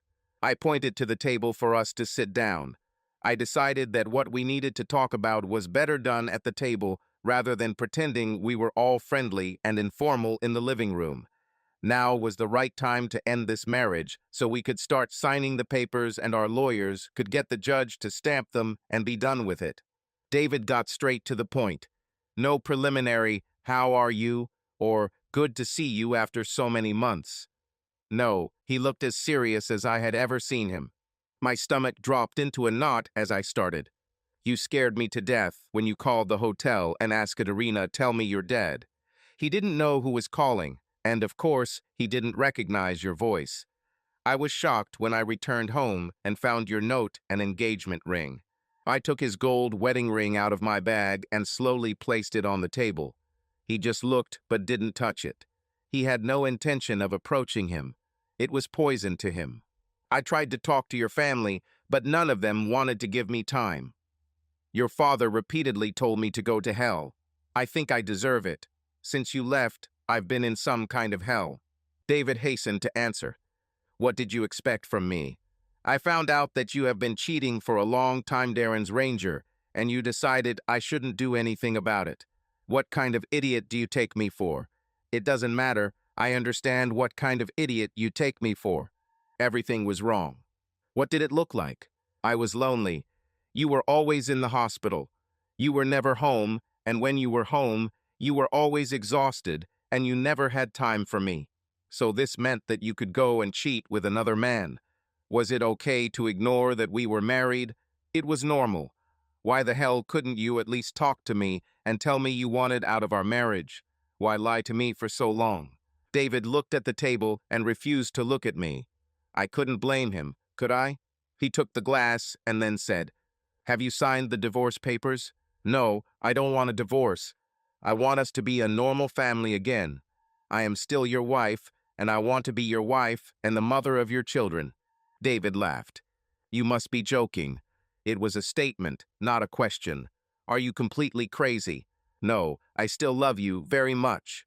I'm still your wife, and I'm not going to do anything to jeopardize that. I want you and me to live together again. I want us to be lovers again. I want to be the mother of your children. He looked at me with wide eyes. Good God, woman, you are delusional. I'm not going to be your husband a day longer than I have to be. My lawyer is ready to go to court and file a divorce without you. You know that in New York, it is enough for us to live separately for 1 year or 6 months. if it is proven that our marriage is irretrievably broken. You did a good job of making it irrevocably destroyed. Now I've done my part. Everything is over. Understand that. You started it all almost 2 years ago. I'm just finishing. Honey, what do you need to do to forget this whole divorce and become a couple again? I don't want to be married to you, Diana. You separated us. Now we are going our separate ways. I had an amazing experience since leaving Albany, and I have no intention of going back to my old life. David, we can be good together. I know we can. No, we can't. You like cheating too much for there to be any relationship between us. This water has been poisoned. It's time for us to move on, Diana. Everything is over. Everything is over. You can go back to doing what you like. David stood up to tell me that our conversation was over. I drank the last of the wine from my glass, put it down, stood up, and moved towards him to kiss him. If he just lets me touch him, maybe there's a chance. If he remembers what it's like for me to be around him, he might want me again. The last thing he said to me was, "Don't forget to take this with you." He pointed to his wedding ring on the table. I took it, put it in my bag, and left his apartment. That's when I realized that it was all over between us. David was finished. He and I will never have a life together. I loved this man, and I threw him away for something that wasn't worth the price I had to pay. Darren wasn't a prize, come to think of it. He got what he wanted, and all it cost me was the husband I didn't want to lose. I'm so stupid. I deserved what I got. I need to sign the papers and do this. I have to let him go. This crazy woman tried to kiss me when she left my apartment. I don't want anything to do with her. Now she wants us to pretend nothing happened so we can go back to being a couple and have kids. God, she's not right in the head. This won't happen. The only thing that will happen, at least from my end, is that my lawyer will file the divorce and I can move on with my life. I needed a long, hot shower to wash away the stench of this situation. So I did, and then drank beer. I've been very busy here in Berlin, editing hundreds of hours of video and putting them into context. Dubbing the video was a challenging task. I do all this in English, and the second version is in German. Closed captioning is fun. A lot of work. The last month has flown by unnoticed for me. I sent David several emails with short videos and a few photos of him riding his Honda while we were in Africa. He looks good in the video, even where he abandoned his motorcycle. It was very funny for both of us. I recruited my friend to help me. It is her husband who works in the government and has access to information about people. She was able to get me some information about David before we started our trip to Africa together. You remember that I wanted to find out if he really is who he says he is, and not some imposter or serial killer. I was glad to hear that he really is who and what he says he is. So I asked Ingrid to ask her husband Nick if he could give me an update on David. I know it was a little mean, but I needed to know what was going on without asking David directly. I had my reasons. It took about a week, but she gave me what her husband could get. It looks like David is working in the emergency room again, and his lawyer has filed for a dissolution of marriage, as it's called in America. This means divorce. This was filed in court a few weeks ago, so thanks to American divorce laws, he will be officially divorced very soon. This is good, because I have important news for him. But before I tell him, I need to make sure some other things get done first. Affairs in America. I sincerely hope he likes the news I have. Yay, she's divorced. Today it's official. I have a document in my hands. God bless. Now I feel like I can move on with my life and do some of the things I want to do. I need to figure out a few things first. I receive calls and emails from Emma with news about her book and videos. She sent me a few videos, mostly showing me doing stupid things like throwing a motorcycle, or almost running into a small herd of cows on the road because I was looking at the sights and not paying attention to what was ahead. The cows and the motorcycle were not damaged, but my riding partner laughed a lot. I told her about what was happening in my life. We talked on the phone several times. I told her about the visit Diana paid me and how she hoped that I would forgive, forget, and take her back. The disrespect with which Diana treated me for so long was the deciding factor for me. I made a decision immediately after I learned about the extent of her betrayal. In my understanding, there was no turning back. This is what made me want to take a break from my life. Emma listened to me rant, and I realized she was tired of my problems. She wanted to tell me something. She said she had to go, but in a day or so, she would send me a letter. Emma mentioned that she had an announcement for me in a couple of weeks, but until then, I'll have to wait. I decided that we were talking about her book. I need to tell David the news, but I won't do it when he's still mad at his ex-wife. I need him to focus on me, perhaps a little more time, but not much more. It's been a week since the divorce was final, and I'm at the Albany airport about to board a flight to O'Hare in Chicago, then Heathrow, and finally Berlin. The flight is about 15 hours, and I'll come there tomorrow around noon. I need to see Emma. Almost 2 months have passed. I need to talk to her. I need to find out if there is anything left between us after our time together in Africa. If not, then I'll go back to my life and figure out what I want to do. Doctors Without Borders is recruiting staff in hospitals and looking for doctors to work in several parts of the world. They don't pay very much, and I'll have to see how badly my family wants me to pay off the student loans they gave me, but I'll figure it out somehow. I landed at Berlin-Brandenburg Airport, went through customs, picked up my bag at the carousel, and went outside to catch a taxi. I booked a hotel room Parkview, located right in the city center, in the Alexanderplatz area. This is a very nice hotel with all the modern amenities expected of a high-class hotel. It is not at all like the small, run-down shacks Emma and I stayed in during our stay in Africa. After I checked in, showered, and grabbed a bite to eat, my job was to find the building where Emma worked. I knew it was in the city center, but I had no idea how to get there. Of course, I turned to Google to figure out where to go. I saved the map of the city center and went for a walk. It was almost 4 p.m. when I reached her building. I decided that if Emma didn't want to see me, then I would play tourist for the rest of the time before my flight home to the USA. I tried to manage my expectations of what kind of reaction I would get by showing up, so to speak, unannounced on her doorstep. Surprisingly, the building was only a few blocks away, and the journey on foot took about 15 minutes. I walked inside and found the company's office in the lobby directory. I took the elevator up to the floor and went out into the lobby. I approached a very attractive young woman behind the counter. She greeted me in German. I smiled at her and asked if Emma Fisher was here and could I see her please. The girl was surprised. To see me, I guess. Her eyes opened wide and her carefully sculpted eyebrows rose noticeably. The American asked Emma. She grabbed her phone and called. After a few seconds of very fast conversation, she looked at me and said, "Emma or someone else should be here in a minute. If you want, you can sit here and wait for her." She gestured towards the soft leather chairs.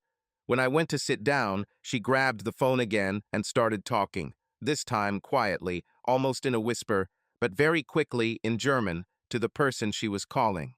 I thought I heard the word American a couple of times.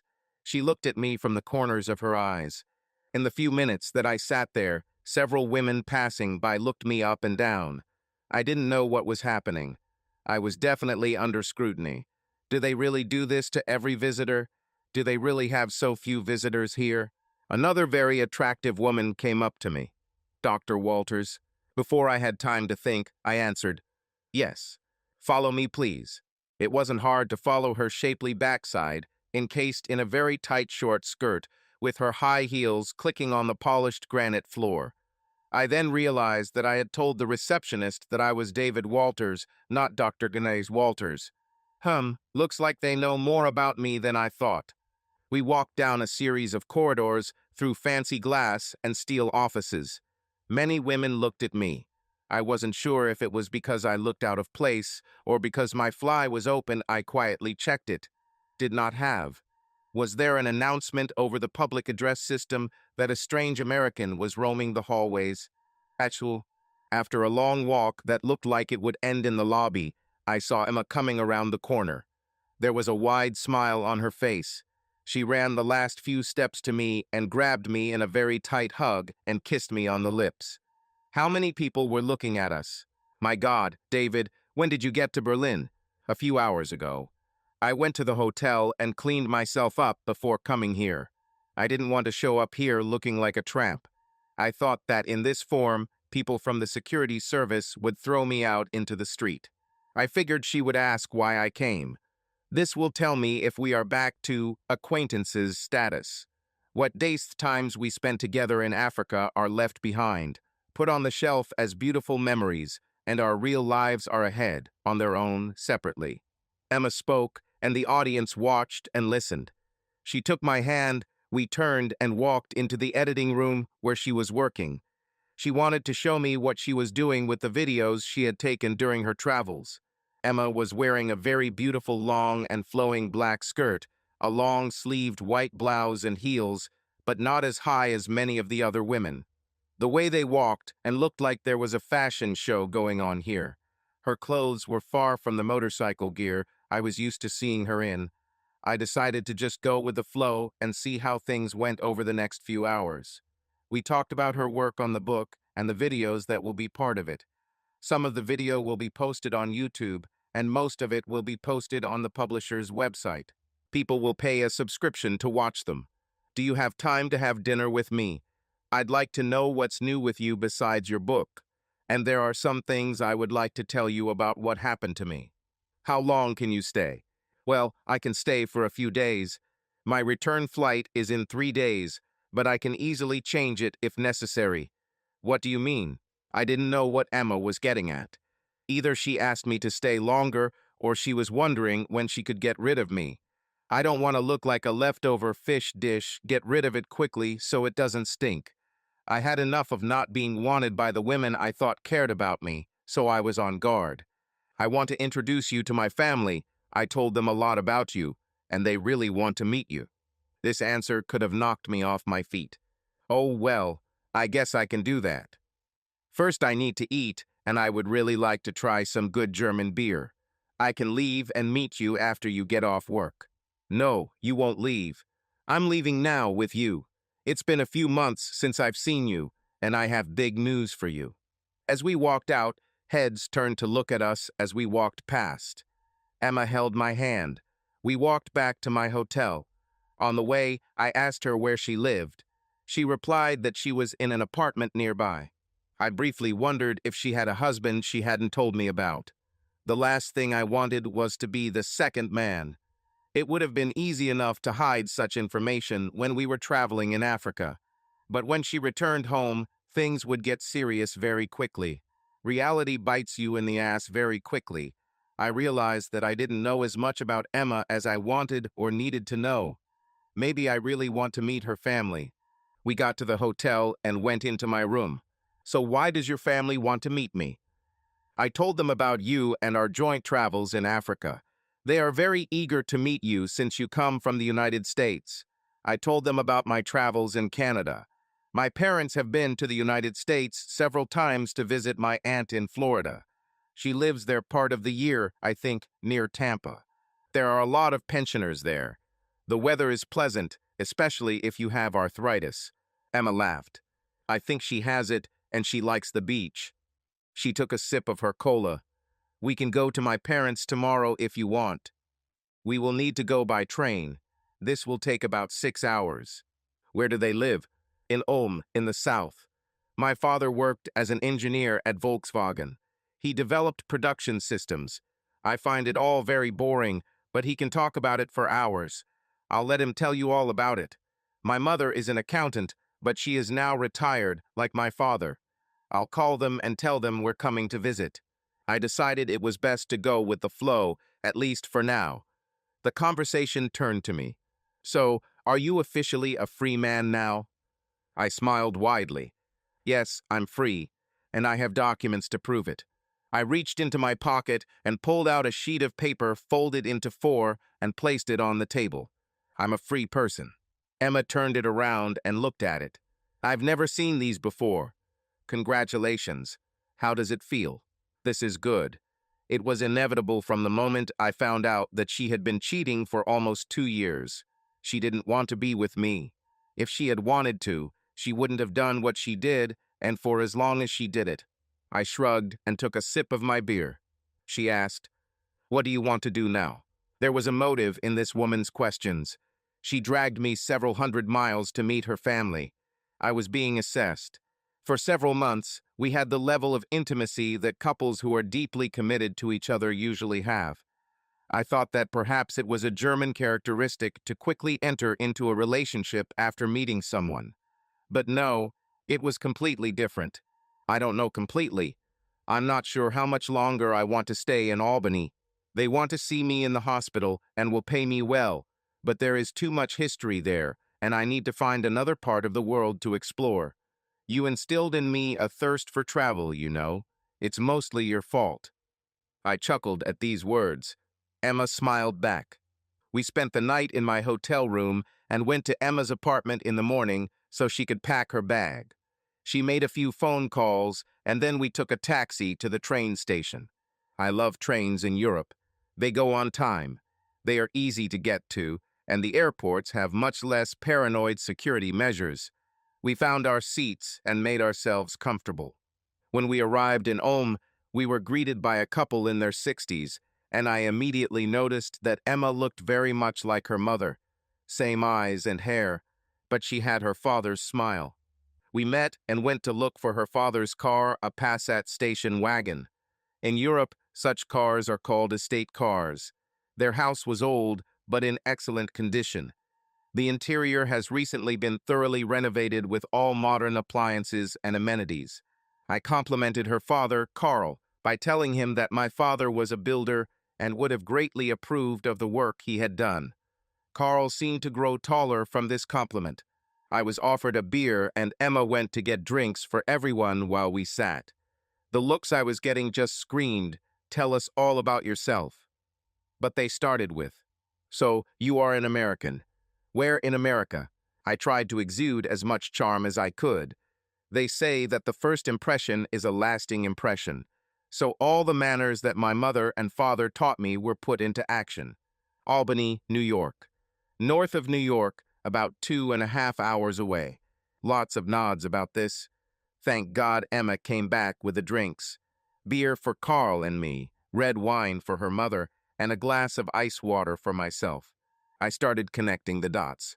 So we were sitting in the living room, and when the silence became a little uncomfortable and her parents' eyes bore laser holes in my head, I decided that if I wanted to survive the next hour, I needed to start a conversation.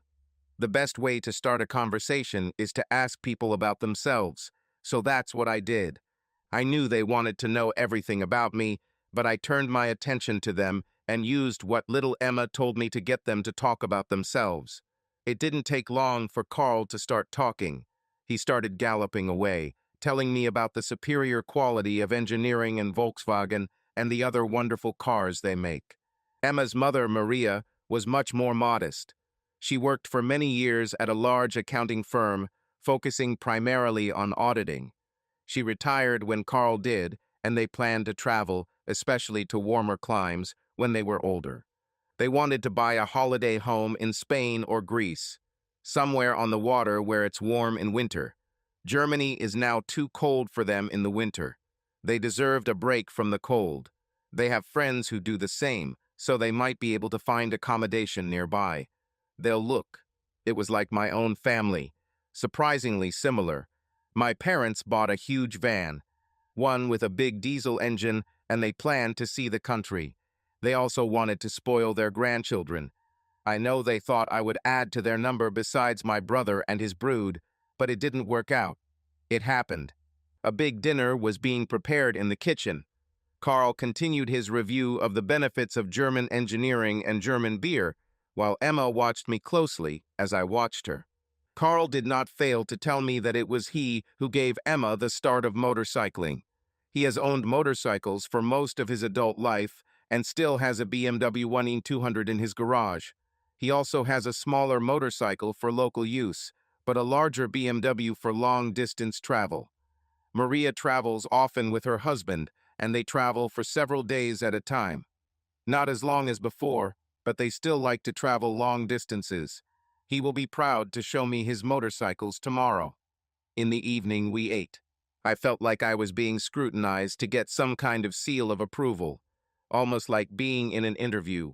What are my goals in life? Where do I see myself in 10 years? And so on.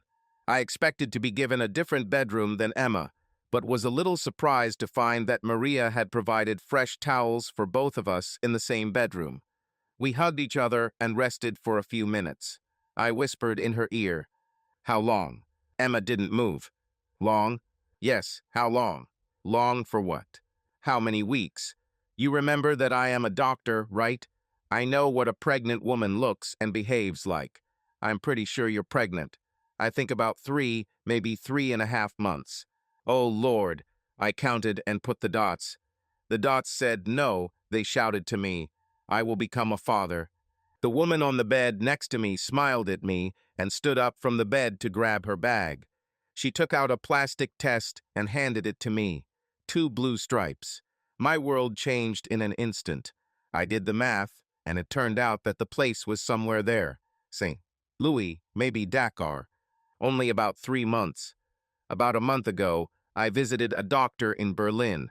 In a week, I am scheduled for an ultrasound.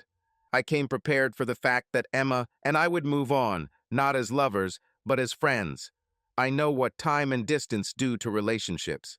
What was once a hot frenzy cools in the light of day and reality.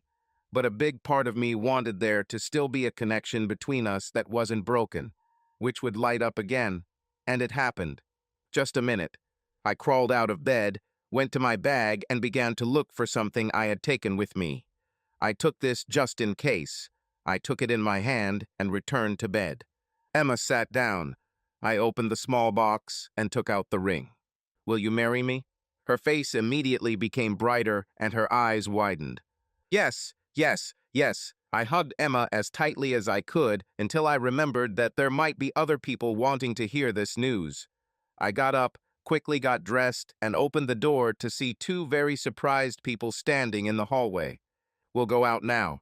Emma quickly got dressed, and we all went into the living room to share our news. Of course, Maria knew that her daughter was pregnant. Mothers always know such things. Carl, surprisingly, was not. Upset when he learned that his daughter was going to marry an American. What can I say? 2 days later, David and I returned to Berlin by train. We had a lot to do, and I wanted him to be with me at the doctor's appointment for an ultrasound. David spent some time on the phone with the hospital where he works, and of course with his family, to share our news. His mother and father screamed amid the noise of his brother, his wife, and their children. I heard words like, "David is going to marry that German girl. He spent all that time in Africa." They were happy to receive the news, and especially that I was pregnant. I was the next one to take a break from work, but I told the publisher that I would work from home on the book part and do as much as I could with the videos. When we arrived for the ultrasound, we were told shocking news. The doctor ran a wand over my stomach to find a heartbeat. It took a few seconds, and David stared at the monitor. I saw the expression on his face and then his smile. I immediately realized that everything was fine. My doctor made several buzzing sounds and finally let us listen to the heartbeat. But then a surprise awaited us. I heard David say, "Oh, wow," which surprised me. I heard the machine making heartbeat sounds, but they were very fast. David looked at me. "We will have twins." The doctor smiled. I cried. We got married in Berlin. Maria and Carl, several of her friends, and several people from the publishing house were present, about 30 in total. It seems that the day I showed up at the office, the rumor spread like wildfire among the women that the American Emma talked so much about was here. They all got to actually see the doctor riding around on a motorcycle. There were many decisions to be made. We decided to go to Albany for now and find housing. This will allow us to be closer to my family, and we will have space for Maria and Carl to visit us as much as they want. I spoke with the hospital and agreed to a shorter shift cycle in exchange for a lower salary. I was fine with that. I had a pregnant wife with whom I wanted to spend every free minute. The following months were hectic. Emma grew bigger. We found a nice 4-bedroom house that would be a great place to raise children. It was only a few minutes' drive from my brother's house. Marcy and Emma were already busy decorating the house and planning what we would do as our family grew. My wife, Emma Maria Fisher Walters, gave birth to beautiful twin girls, weighing about 3 kilograms each. Our life became a constant stream of feeding, dirty diapers, and more feeding. I forgot what sleep is. Maria and my mother are in fierce competition for the title of best grandmother. My dad and Carl are in a similar competition to see who can outdo who in the design and construction department. They have big plans for remodeling and expanding my home. I can't keep up with them, and I'm not going to try. Just when you think life has given you a kick, something good comes out of it all. I lost my wife because of her need for sex with other men, the woman I loved and thought she loved me. But that's not true, and she's lost respect for me and our marriage. She hid her infidelity from me for a long time, and ultimately it meant the end of our marriage. I felt guilty, but she decided to date another man. I don't think she realized there would be consequences for her actions. Meeting Emma was purely an accident. If I hadn't gotten a flat tire while eating ice cream in Newfoundland, I probably would never have met her. And where would I be today? Who knows? But I know for sure that meeting her is the best thing that could happen to me. I have a new life, a wonderful wife, 2 children, and a future to look forward to. This is the life I wanted. We will have many children. Shortly after I moved to America, I was hanging out with my sister-in-law Marcy. We bought children's furniture at IKEA. One woman looked very intently at Marcy. Obviously, she knew who she was. Marcy turned and addressed her. "Hello, Diana." That's all. No, how are you doing? Short and to the point. Of course, I knew who Diana was, but no one ever showed me a photograph of her. I knew it was David's ex-wife, the one who had been having an affair for quite some time before David discovered it. "Hi, Marcy, how are you?" Then I turned around, and my huge pregnant belly was completely visible. I wanted to see what she looked like, and unsurprisingly, she turned out to be quite pretty. Marcy looked at Diana and said in a tone that spoke for itself, "Diana, this is Emma. She is David's wife. We buy children's furniture." This left no doubt that she wanted Diana to know what she had thrown away. She will have twins. With that, Marcy turned, gently took my hand, and we walked away. We picked up our purchases from the warehouse and had Marcy and Paul help us load them into the truck. We went out to eat, and I got Marcy to tell me the whole story about Diana and how stupid she was. I already knew a lot of this, but it was helpful to learn it from a different perspective. David's family never talked about her. She was old news, best forgotten. That evening, when David returned home, we made love. I dreamed about how we would ride motorcycles and travel. I'm not sure this will happen anytime soon. David's father and mother own a huge motor home and offered to lend it to us if we wanted to travel with the kids. Motorcycles will probably gather dust for now. I need to think about this. This could be fun.